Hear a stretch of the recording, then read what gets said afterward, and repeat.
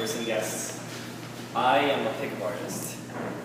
I don't claim to be any savant, but because I can barely hold a 30-second conversation sometimes with a girl before she has to use the excuse, I have to go to the bathroom, or I have to go find my friends.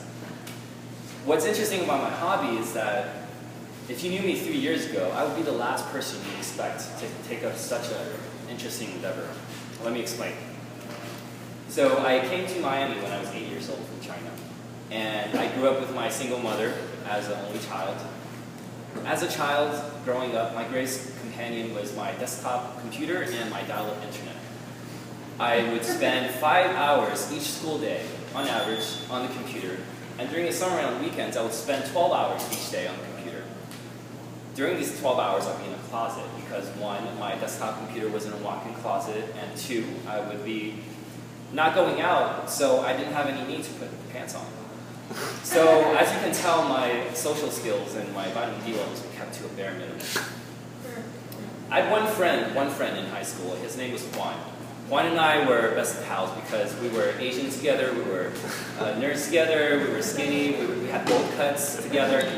And I remember during the senior year, the night of the prom night, I was sitting in his living room wondering why can't I have the type of fun that other people are having right now. And I'd be checking on Facebook for the hourly updates of pictures and being envious of guys with pretty girls in their arms. But what's sad about this situation is I was completely satisfied of my position at the bottom of the social ladder along with Juan. He was there to suffer with me, and I had no need for change because video games took me out of reality, and it really worked. So change was never an option for me. My first 2 years of college at the University of Miami was more of the same.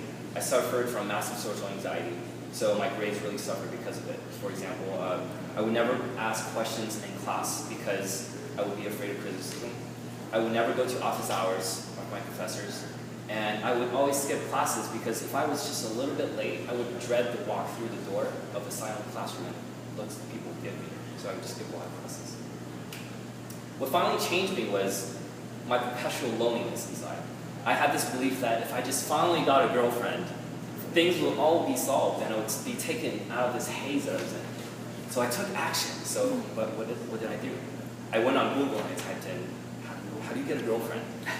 And what I learned from that experience was the age-old advice of just be yourself wouldn't work for someone like me because being myself would mean I would date someone like myself, and I definitely do not want to date someone like myself.